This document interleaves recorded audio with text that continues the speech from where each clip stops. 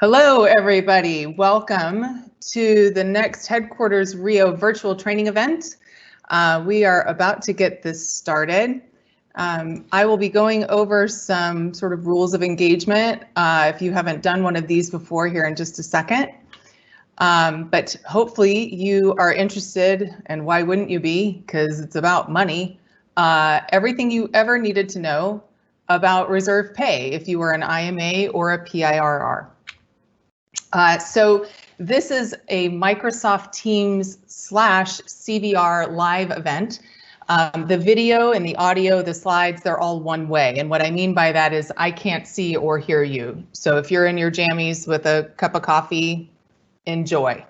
I, on the other hand, am not.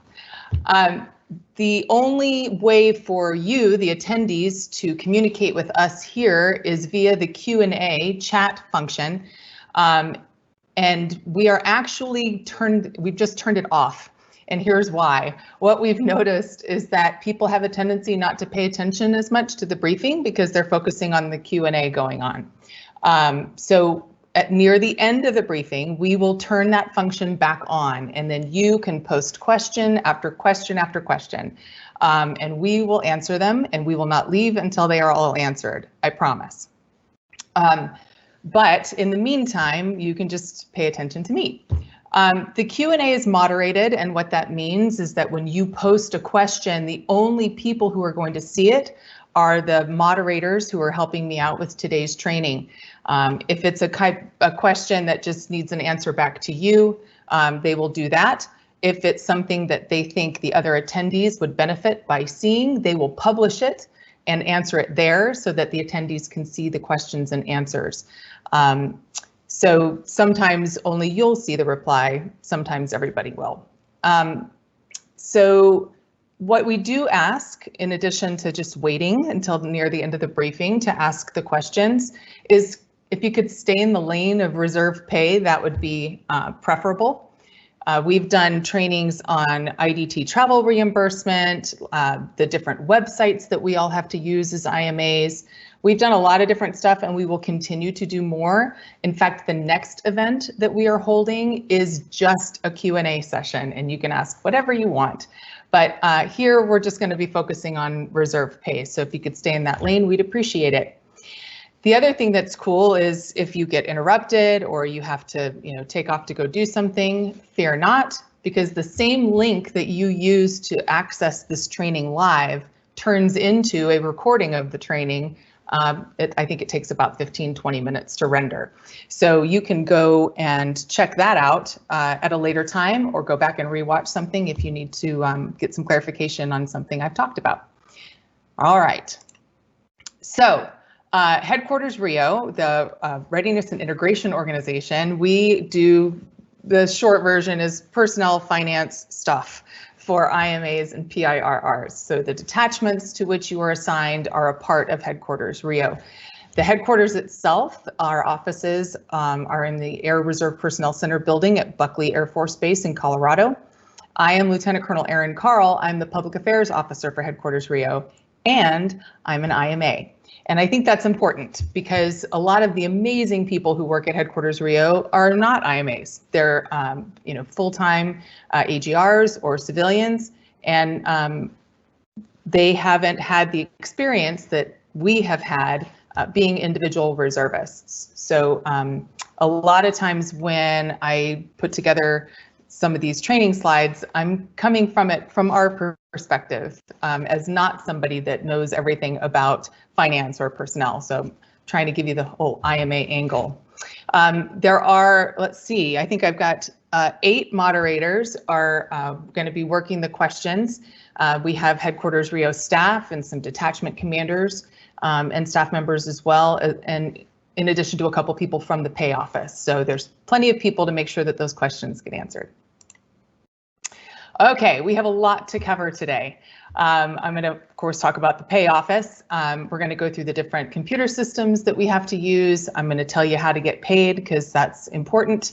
And we'll go over some smaller stuff that may not apply to you now, but it may in the future, and it might be a good thing for you to know. Okay, the Reserve Pay Office, we call it the RPO. It processes all the IDTs, MPA, RPA, any orders for pay for reservists, individual reservists. So you will hear us sometimes refer to you as IRs, and that's just a way of encompassing both IMAs and PIRR, which is the Participating Individual Ready Reserve. It's important for you to know that just because your orders got approved doesn't mean you're going to get paid automatically. There are steps that you have to do to kick off that pay or to get paid when orders are done, and I'll show you how to do that. So that team, the RPO team, is also in the ARPC building at headquarters at Buckley in Colorado. Of course, like almost all of you, the majority of us are teleworking. So I'm actually in Raleigh, North Carolina, because I was teleworking before COVID made it the cool thing to do. We've got people from the detachments. Boy, we've got Hawaii, we've got Atlanta, we've got all kinds of people helping out with the questions. And right now, almost 150 of you attendees. And that's one of the cool things about the IR program is our people are all over the place. So if you have questions for the RPO, there are two ways to do that. One is to submit a MyPers ticket, and I'm going to go into more detail about how to effectively do that here in just a minute. You can also call the Total Force Service Center. The phone number is right there. In addition, if you're logged into MyPers, right now at least, we have a chat function where you can chat with the TFSC. But they are the ones who farm out those phone calls because the technicians need to actually be, working on your documents to get you paid. So that is by far the best way to get your questions answered, to submit documents. And as I said, I'm going to go into more detail with that here in a minute. There on the Headquarters Rio website, there is a pay button. If you go to that, that is the page that has all the information, and there is a lot of information about reserve pay. So all the guides and the forms, and in fact, we even update the time hacks. If you want to get an idea of when you can expect, for instance, your short tour information that you've submitted via MyPers to be worked, every couple of weeks we update that time on the website so you can get an idea of what our SLAs are. It's important to note that the RPO does not do travel pay. Travel pay is different. And like I said, we've already done one briefing about some travel pay stuff, and we will have more coming up. But that is a different section, totally different group of people. Let's talk about MyPers. Here's the web address, mypers.af.mil. Most of us access it via a CAC card. Ooh, I did it. It's like ATM machine. A CAC, there we go. The first thing I want to point out to you is you can access MyPers with a username and password. So if you notice here on the slide where it points to profiles, incidents, and messages, if you notice the number 4 link there says change password. Go in there, write down or use a password keeper or whatever, your username, and set up a password. And then you can access MyPers, check your incidents, submit documents, all without needing to use a CAC reader. So it's pretty cool. I also want to remind you to go into your profile and make sure that you have a good personal email in your profile. MyPers is one of the few very sort of effective ways we have of getting information to you. So when I, as the public affairs officer, for instance, put out the Rio Buzz newsletter every 2 weeks, that's how I send it. If you're only getting your MyPers messages to your .mil and you don't CAC into your .mil very often, you're missing a lot of information. So please make sure that you have a good personal email in there and double check and make sure you're getting your MyPers messages. There have been a few cases where for some reason MyPers messages aren't reaching particular civilian mailboxes. So if that happens, maybe set up a different, if you're on a Google and you're having trouble, open up a Hotmail account just for your military stuff. I actually did that a few years ago. So it just assures that they can reach you. If you submit documents and they have a question, they're going to message you back in MyPers and it will kick off an email notification. But if you're not getting those emails, you're not going to know. So you need to be reachable. All right. Smartphone access, this is pretty new. So there are instructions for this on the RIO website, as well as our Facebook page. But basically, once you have a username and password, you can go to MyPers on your smartphone. And what it does is sends you a verification number that you have to type in, a two-factor authentication, and then you can do it from your smartphone. So hey, you've got a receipt you need to upload, snap a photo with your smartphone, upload it right to MyPers there, and none of this backing and forthing and emailing stuff to yourself. All right, the last thing I want to point out is under Learn More About, you'll see all these links. About 2/3 of the way down, it says IMA Management. You want to become very familiar with that link. When you log into MyPers, it takes you to Air Reserve and either officer or enlisted. That happens automatically, but it doesn't recognize basically that you are an IMA. So this is a fairly new link. If you click on IMA Management, it's going to take you to the dedicated submission links and information for reserve pay, travel reimbursement, that kind of stuff. So for all of the submissions that I'm going to talk about today, once you select IMA Management, one of the options you'll see is RIO Reserve Pay, and that's what you're going to want to click on to find these submission links. Okay, so this square image here is from the MyPers page after you click RIO Reserve Pay. You'll see that there are 4 links: IMA RPO requests, leave, short tour, and long tour. The bottom image is the exact same set of 4 links, but that's from our website. So if you want to submit something, you can go right to the RIO website, which is on the public site. You can go to the pay page and scroll down a little bit and you'll see these submission links. You'll still have to get into MyPers. That's going to redirect you to the MyPers link, and so you'll have to CAC or password in, but it's just a little bit faster. So those 4 links are available to you in both places. Here's the deal. It is unreal, the amount of ticket and incident traffic that comes in from reservists, not just individual reservists, but all the TRs and everybody else too, via MyPers. Without using these dedicated submission links, if you just send an email kind of thing from the main incident page, if you don't label it correctly, it could get tossed from queue to queue to queue because people don't know what it is you need. So if you use these dedicated links, it ensures that your documents are going to go to the correct technician to be worked. So if you don't use them, what you're doing is adding time to when you get your money. All right. Okay. UTAPS. We all love UTAPS. We would give it a hug if it were here, wouldn't we? All right. So to get to UTAPS, you need to go into AROWS first. It's kind of weird, but it is what it is. So when you log into AROWS, you will see this little menu where I've got the red arrow pointing. That's how you get to UTAPS. And this is where you're going to schedule your IDTs every year and where you're going to mark them worked so that your supervisor can go in and mark you get paid. All right. So once you log into UTAPS, you'll have to, accept all the warnings and stuff. And then you will click on the IMA PIRR calendar. Let me talk a little bit about UTAPS because it's definitely a more sensitive system than some of our others. It works best in Internet Explorer. Yes, I know Internet Explorer isn't really supported anymore. It is what it is. Right now, if you access it in Edge, it will prompt you to re-enter your PIN all the time. And you will lose functionality with Chrome and Mozilla. So if you don't have Internet Explorer on your computer, I recommend you download it. It'll make life easier. There's a little gear menu in the upper corner called Compatibility View. You'll select that on there. You'll want to use that and put that URL into Compatibility View. Also, make sure that you don't have any pop-up blockers on. If you do all that and stand on one leg and tilt your head to this perfect angle, UTAPS works really well. All right.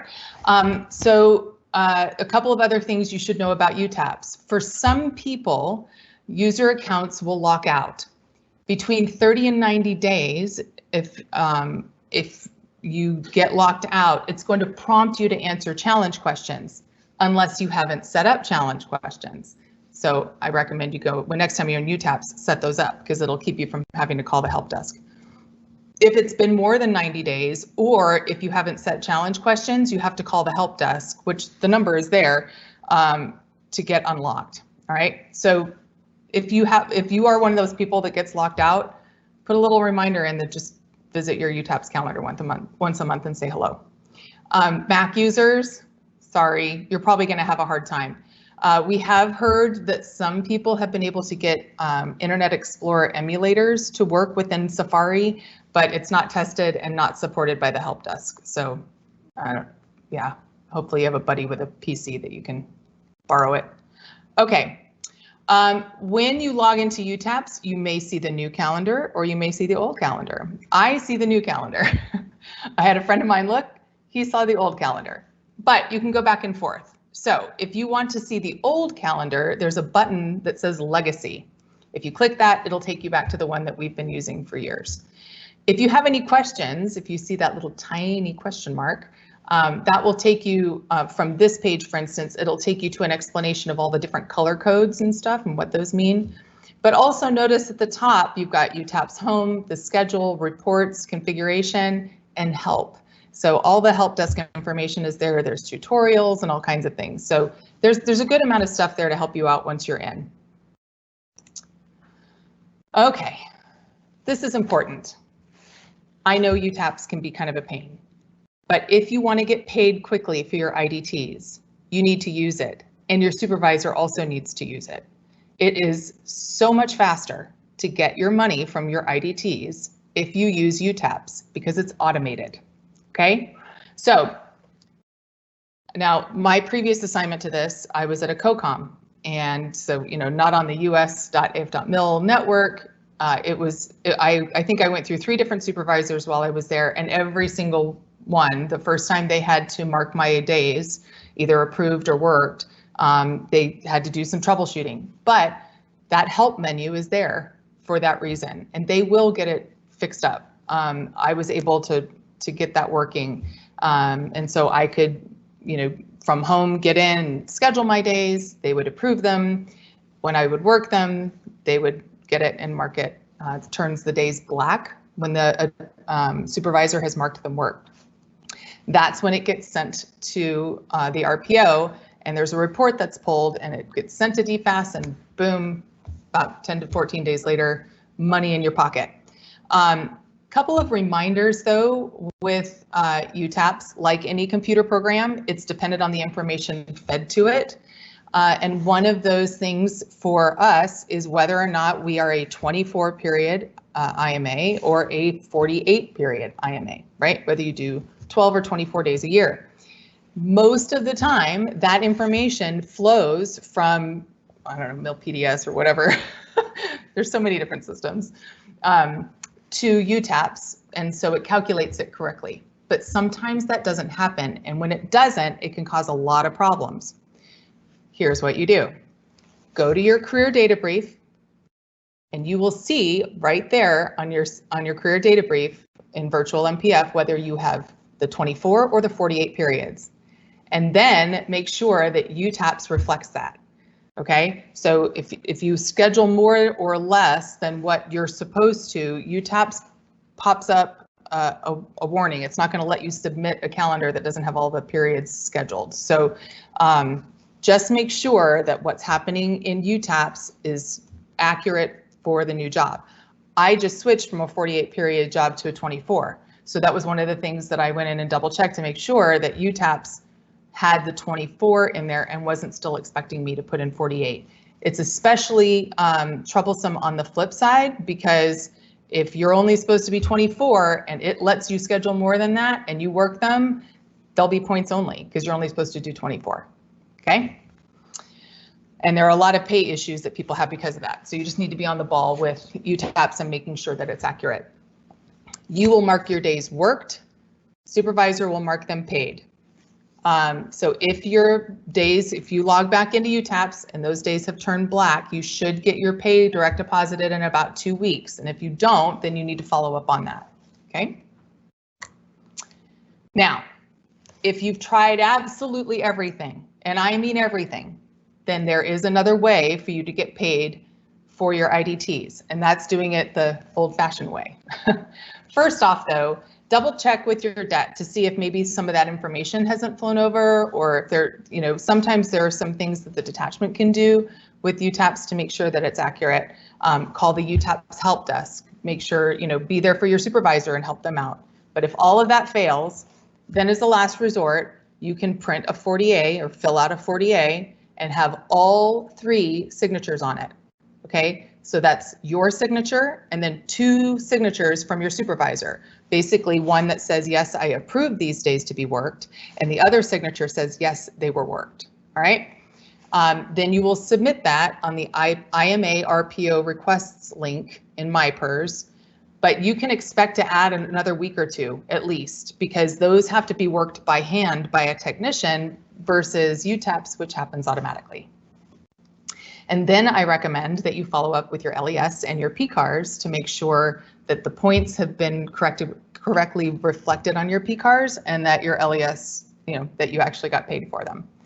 And I'm going to show you a little bit about LESs here in a second. All right, AROWS. So when you log into AROWS, here's the address right here. It's a CAC login. It's kind of weird. You could theoretically have a password only login, but once you set it up for CAC login, you can't go back. But it's, to me, I haven't had a lot of problems getting in with a CAC reader just on a personal computer.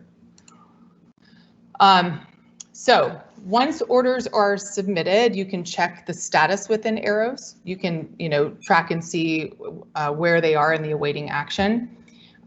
Couple of things. In the My Account tab, you can put a personal email in there. If you'll notice that that's what the screen grab here is. So that way, when your orders get approved, you'll get an email notification of it. Again, if you only have your .mil in there and you don't check your .mil, you're not going to know. It is compatible with most browsers. Remember to use the compatibility view with IE, but not Mac and Linux. Sorry. Here's a fun little nugget, and I've had to write this down. I don't know how many times. So if you need to print your orders, it's always kind of a good idea to have them on your person when you travel anyway, when we all, travel again. And so if you need to print your orders, if you look at this little screen grab here, you'll see that little printer icon once you go to approved orders. But if you have a mod and do that, if you click the printer button, it only prints the mod. Not helpful. So if that happens, here's what you do. You click the tracking number, which pulls a pop-up. And then you'll see this display section on the pop-up, and you're going to choose History Modifications. Okay, tracking so far? Then this pop-up comes up. And under approved orders, you'll see there's the 0, which is your initial. If you look in the status, you'll see the initial. Those are your initial orders. And then you'll see the mod after that. So if you click the word print next to the 0 initial orders, ta-da, you've now found your original set of orders to be able to print. You're welcome. All right. MyPay. MyPay, I love MyPay mainly because it's an easy website and it works really well, and I usually don't have problems getting into it. So this is DFAS, the Defense Finance Agency, and this is where you will find your pay stubs. So when you sign in, you can sign in with a CAC. If you have not been into MyPay before, then you can create your MyPay profile right there from the homepage.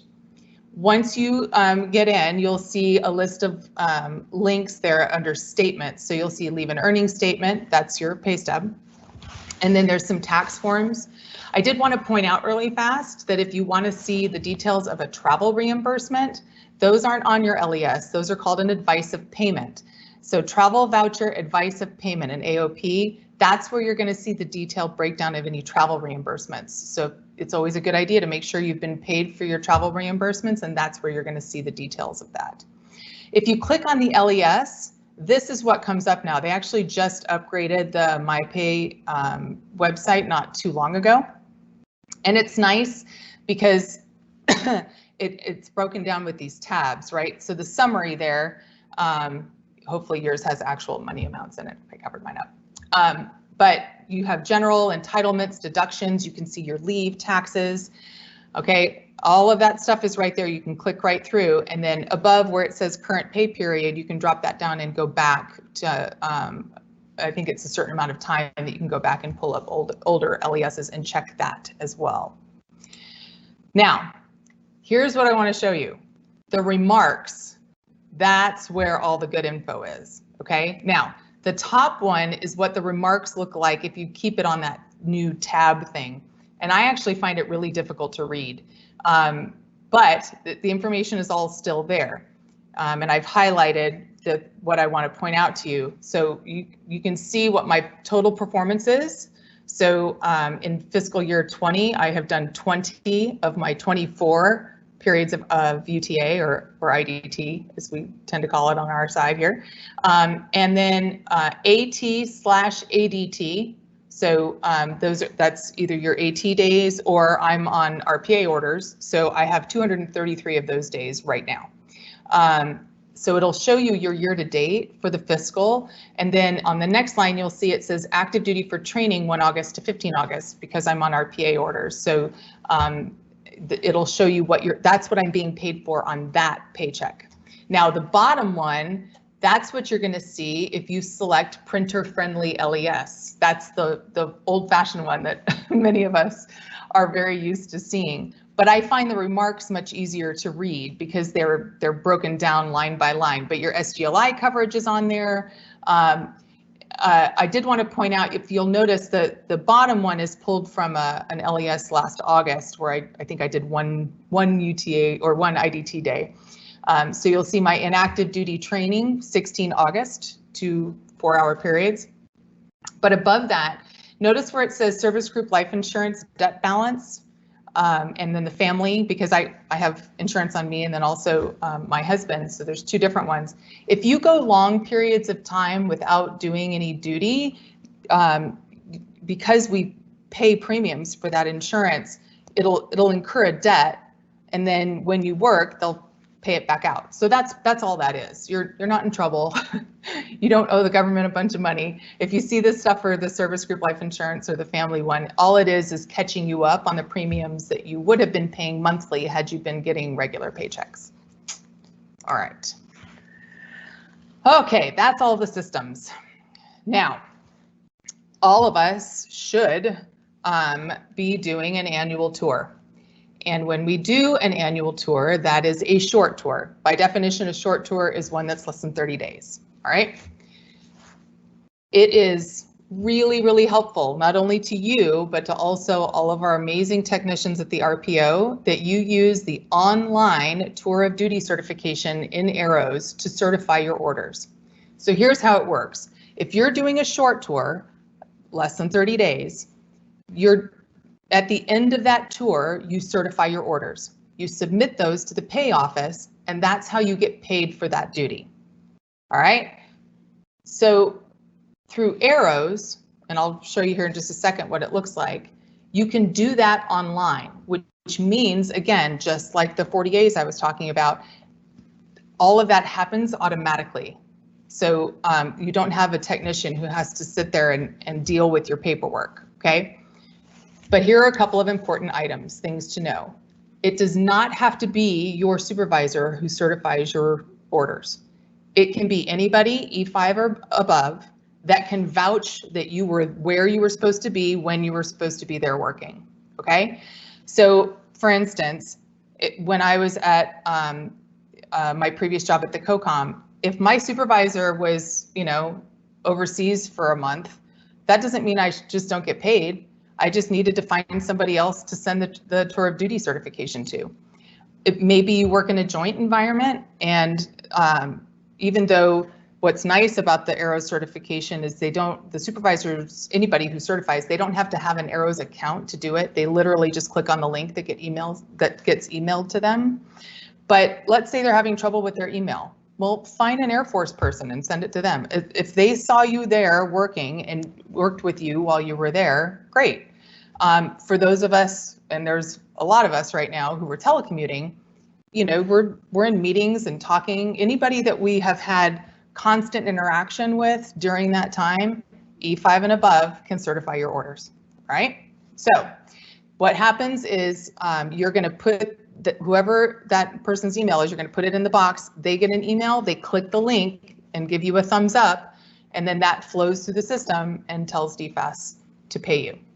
So it's much faster. Keep in mind that that link can expire. So if you send it and like a week later, they finally get around to clicking it, it may not work. And if that's the case, then you have to go into AROWS and pull it back and try it again. So, oops. So here's what that looks like. You're going to go into AROWS and choose Create Certification. All right. When you do that, it's going to pull up a list. Now, one of the things that I think is kind of funny is it always pulls up the oldest ones first, which I've been an IMA and a TR since 2002. So I have lots of old orders and AROWS that back then we didn't certify this way. If you see the little arrow, the blue arrow right there will sort descending. So if you click that, then it'll reverse order and filter so that your newest approved orders are there waiting for you to, so you don't have to like page through, you can just hit the arrow, okay? All right, then you're going to fill in the information, very similar to what you would fill in on a paper copy. And you'll notice where it says supervisor's email, but it's okay. Like I said, E5 and above, who can vouch that you were where you were supposed to be and doing what you were supposed to do when, they can certify your orders for you. When you do hit the save and sign, be patient because it's digitally signing things. So you might get, you know, the little spinny circle. So just wait it out. It'll get there. All right. Here's the slower way. Again, we really want to encourage you to use the online tour of duty certification for short tours because that takes, that assures that the technicians are working on the stuff they have to work on and your stuff gets paid a whole lot faster. But if you can't, then go into orders, pull up your approved orders like I showed you, print them out, fill in, or you know, you can use a PDF fill or whatever, fill in your itinerary and then get it signed and submit it through the short tour request link there on MyPers, right? So here's what that looks like filling it out. So you've just got your itinerary here, you know, home of record, and of course for most of us right now it's home of record. And then a minute later I arrived at my home of record.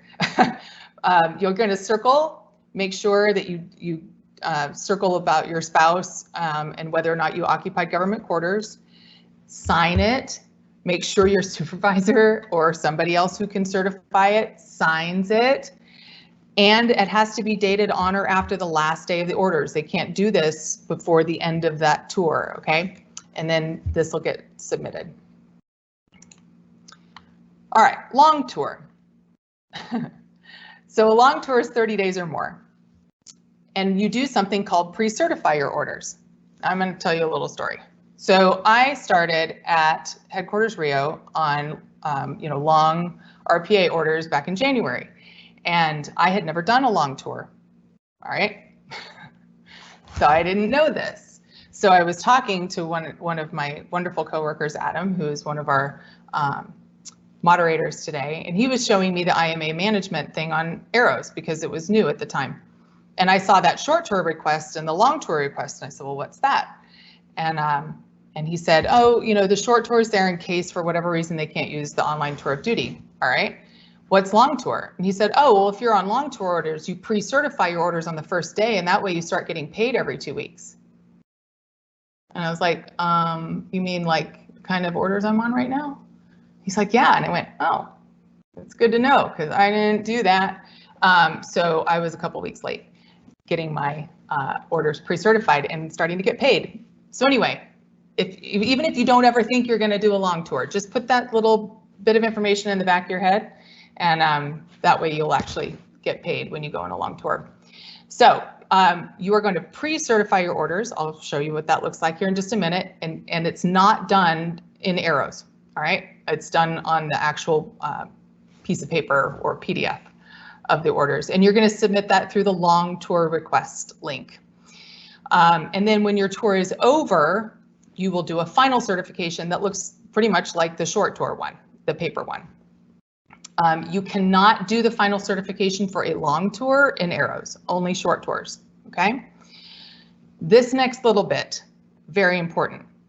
If your dates change, if you either extend or if you curtail your orders, it's really important that you submit that information, the modification, as well as that original set of orders that were pre-certified. Both of those things, submit those through that long tour request and let the RPO know.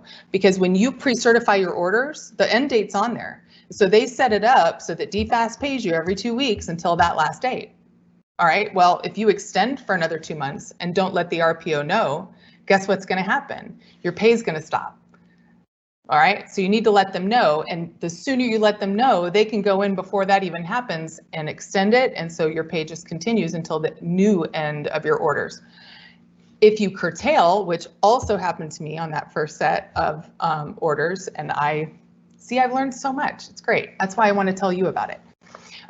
I didn't do that until the end, let them know, oh, by the way, I'm stopping early. Well, I ended up getting paid one extra paycheck because it took that long for the information to get to DFAST to stop paying me. And so I've had to pay that back. Not a big deal. I knew it was extra. It's not like I'm going to go, buy a hot tub, but still, it's kind of a pain. And if you send the pre-certified orders again, you've already got them because you would have saved them in your system when you submitted them the first time. And you can always even go back to the incident and download them from that. But you're going to really help the technicians out if you do that because they have to go find that pre-certified set of orders. So you might as well just give it to them again and speed up the process and give them the modification so that they can adjust the payment dates. So here's what a pre-certified set of orders looks like. Really, it's just the first part, right? I traveled from my home of record to my duty location. You circle the two things. You're going to sign, and your certifier is going to sign. That date has to be on or after the first day of your orders, all right? And that's what you're going to submit in MyPers. All right, real quick, there are a million different incentives and bonuses and special pays that we'd be here all day. And I'm not cool enough to get any of this stuff, but just wanted to be able to tell you where to go to get information if you need it. So for like aircrew related stuff, that's the harm office at Rio. So there's an org box there for you to use if you have questions for them, or you can submit a ticket through the TFSC or MyPers. Our career advisor, Master Sergeant Brown, he's the guy that deals with special duty assignment pay and bonuses that are based on re-enlistment, retraining, affiliation. So that's his email address there.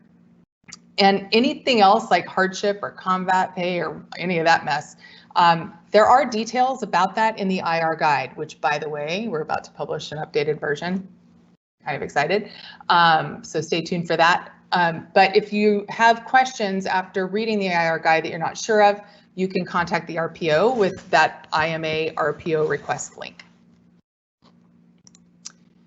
Leave. I'm kind of excited about this one because I learned something that I thought was pretty cool. All right, so if you are on what is it, orders over 30 days, I think, you earn 2.5 days of leave, okay, per month.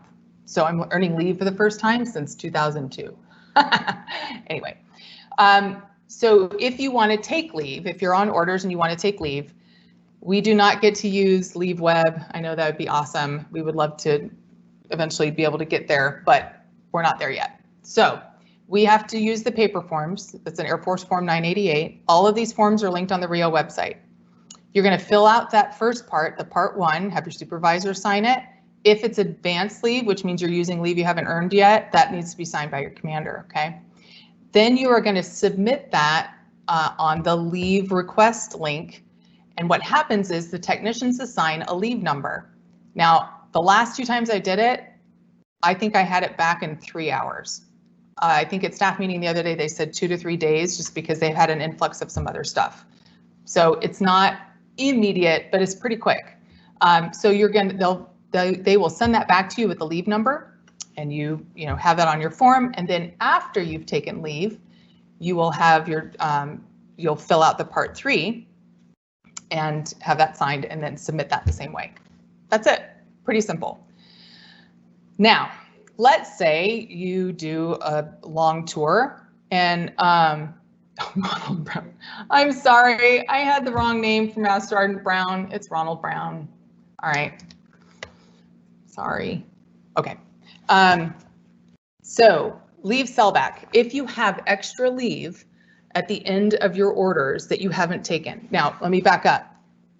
When you earn leave, you should be taking leave. That's kind of the point, right? So when you start a long tour, that's one of the things that you should be talking about with the supervisor or commander when you work out how many days you're working and what you're going to be working on.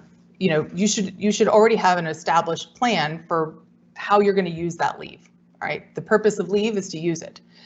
But let's say something happens, some contingency or whatever, and you end up with leave left over. One of your two options is leave sellback. Now, this is what I didn't know. I have always heard that there's a 60-day career limit for sellback. But, and we checked this, excuse me, with Afric FM this morning. If you are earning leave on a tour of less of, 365 days or fewer, the sellback for that leave does not count against that 60-day total. So I'm on orders of less than 365 days. So if I have leave left over at the end, if I choose to sell that back, it won't count against the 60 days. I think that's huge because leave sellback is a whole lot easier than leave carryover. So you might as well just sell it back. But to sell it back, you fill out the, it's an Air Force Form 1089, and you submit it with the order that you earned the leave on. Use the leave request link, and then the RPO will, you know, do its technician thing to that, and then that actually has to go to DFAS because the master leave record is kept there. So it can be more time consuming for sure, but that's how it works. As far as the paperwork end of it goes, it's really pretty simple. All right, carryover. If your tours are back to back, and I'm talking like one ends one day and the very next day you start the other one, okay, that's back to back. Then usually there's a few specific kinds of tours, but if you're on like just 2 RPA tours or 2 MPA tours, it'll just carry over automatically. You don't need to do anything, all right? Leave is tracked at DFAS, not at RIO, and it's in this thing called a master leave record. So, and there are like laws, like Congress had to do stuff, laws that affect what you can and cannot do with leave. So if you want to carry over leave, let's say you had 5 days of leave left over from a previous set of orders, that leave just sits there on that master leave record until you do something with it, either sell it back or carry it over. If you want to carry it over, you have to fill out a 1089 and a statement of understanding. Both of these forms are on the pay site. That statement of understanding has to be signed off on by your supervisor and the commander for the incoming set of orders. And you might be thinking, why? Well, let's think about that for a minute. Let's say you're going to go and do 60 days of orders where you would normally earn 5 days of leave, right? But you want to carry over 10 days of leave. Well, honestly, if I were that commander, would I want to give you an extra 10 days off when I need you to work for these 60 days? All right. So that's why it's important that this carryover thing has to happen before the orders are cut. The statement of understanding needs to be signed. You provide that to your detachment so the orders writers can write it into the orders. That's how it works. So it may be, it's not a given that you're going to be able to carry over leave because if the commander, the incoming commander doesn't want you to, he or she won't sign that. And to be quite honest, I can see some instances where that's totally fair. All right. So if you, though, are going to do carryover, the 1089, the statement of understanding signed by the supervisor and the commander of the orders you're about to go do, you need to submit that. Once, you know, those are all, that's all done, you submit that statement of understanding to the debt, then it's on your orders. You pre-certify those orders, right, to kick off pay. But then you're also going to send in those pre-certified orders, the 1089, the statement of understanding, and the final certified orders from the orders you earned that leave from. All of that gets submitted to RPO. The one last little bullet there is make sure that, if you took leave on the previous set of orders, that all those Part 3s have been submitted, because you want to make sure that your leave is accurate, the amount of leave you have. But what happens at the RPO is they double check and make sure all your leave numbers and stuff are correct, and then they have to send this to DFAS, and it can take 45 to 60 days. That is not a RIO thing, that's a DFAS thing. So just keep all of that in mind if you want to, bother with leave carryover. All right. Overseas housing allowance. Now this is not going to affect a ton of you, but if you are on like any of the Facebook groups or whatever, you'll probably see questions about this. I'm on all of them. I know that comes as a shock, and I certainly do. So when you live overseas on orders, it can be expensive. And so there's this thing called OHA, which is the overseas version of BAH that we, earn for our housing here. Now, to submit for OHA, and the housing office there at that base, wherever you are, can help you with all this, but there's a DD form that's filled out, a copy of the lease agreement, and you would submit that via MyPers on the long tour request link, all right? Here's what just blows my mind. OHA rates change like every day. I think partially because of the exchange rate, I don't know, but it's not something that you're locked into, that rate. So not lying here. One day every 2 weeks, the amazing technicians in our RPO stop what they're doing and have to hand recalculate the OHA rates for every IMA who's on overseas, who's collecting OHA. It's crazy. And one of the reasons, this is another little cool nugget that I learned, is that the pay system that we get paid with, the computer system, is from 1972. Okay, it is 2 years older than I am. I can't even. And they've been upgrading it and patching it and fixing it. Now there's a new one coming, hopefully soon. But the older it gets, honestly, the more manual work has to be done, especially for the weird population that we are as individual reservists. It works great, chugs right along for active duty, but there's all sorts of weird starting and stopping for us. And these technicians have to do all sorts of hand calculations and double check each other and make sure that we're paid great. So it's, I just find that mind-boggling. So that rate, the amount that you are paid in OHA, will be different every LES, or it could be, because those rates change. This is the other cool, interesting thing that I learned. So BAH2 is like the default for DFAS. So if you're on a short tour, you'll get BAH2. If you're on a long tour, you'll get regular BAH. BAH2 is like just a little bit less. So the DFAS system, the computer system, when you're on a long tour and BAH is put in there, it knows to take away the BAH2, all right? But it doesn't know that for OHA. So they had to figure out a workaround. And here's the workaround. If you are receiving OHA, you will see BAH2 on your LES. But part of what that manual calculation that those technicians have to do every 2 weeks is to calculate the full amount of your OHA, then look up your BAH2, subtract it from the OHA, because they're listed separately and funded separately. So if you add those two numbers together that you see on your LES, that's your full OHA allotment. So yes, you will see BAH2 and OHA together on the page, on the pay stub, but you're not actually getting BAH2. It's just a way to make it's a workaround to make the math work. Crazy things we learn. Okay, family separation allowance and cost of living. There are instances where these apply for both CONUS and OCONUS.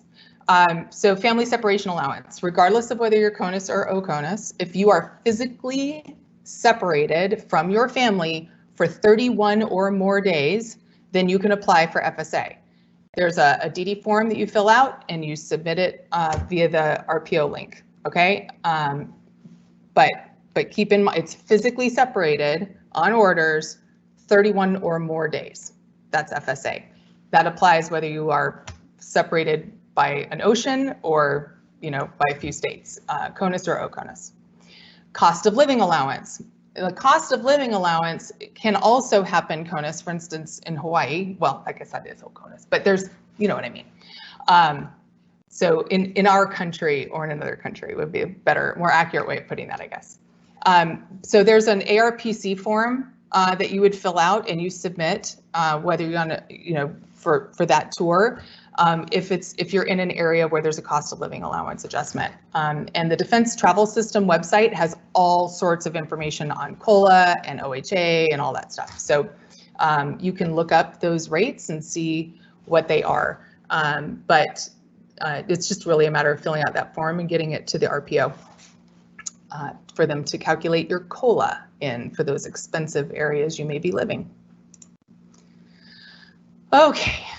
Mandatory BAH recertification. I just did this a couple of weeks ago.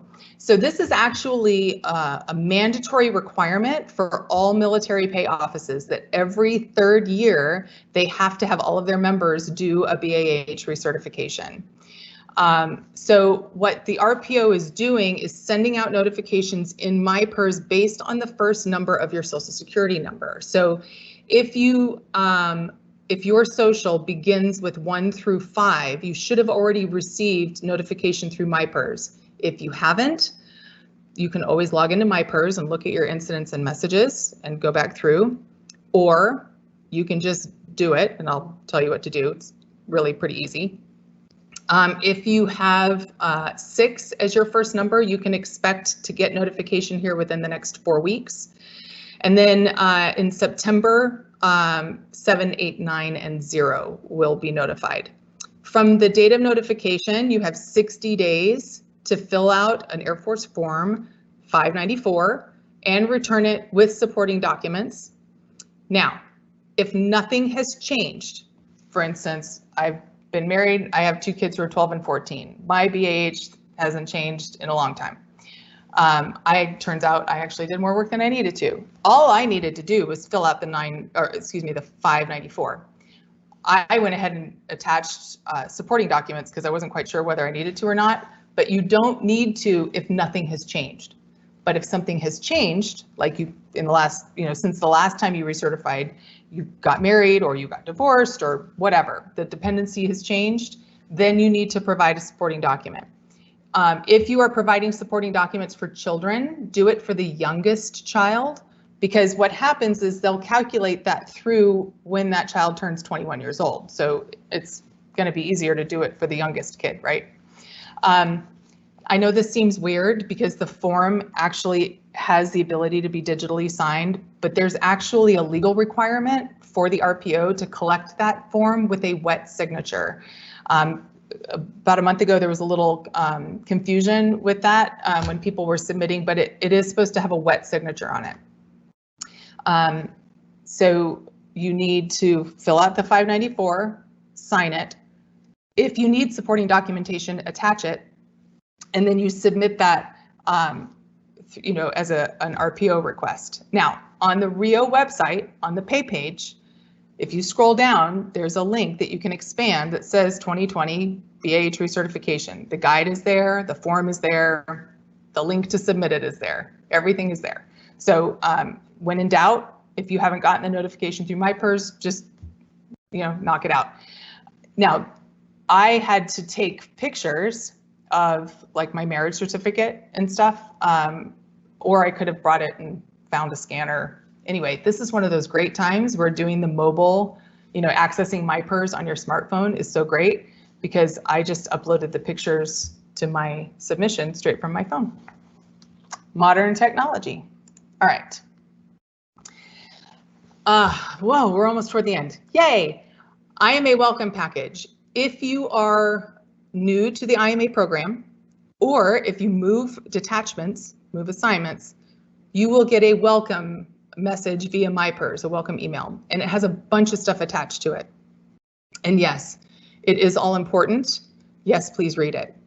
One of the things that is attached to it is a pay packet. This little screen grab here shows you what the very front of it looks like. There's a list of documents there, direct deposit forms, tax withholding, SGLI, address changes. Here's the deal. If you are new to the IMA program, even if you were an IMA before, but you're coming in now, like maybe you were a TR for 4 years and now you're coming back in, or you're coming in off active duty or whatever. If you are new, fill the forms out and give them to the pay office so that they can create your pay record, okay? Or if anything has changed, addresses, bank accounts, you want to change your SGLI elections, any of that stuff, just fill out the forms. It's not going to take that long. And that way you know that your pay record is good. Because here's the deal.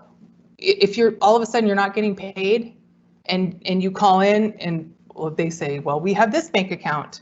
Oh, that's like 6 years old. Well, that's why you're not getting paid. Okay, so just double check it, fill it out, submit it, and that way you'll be good to go.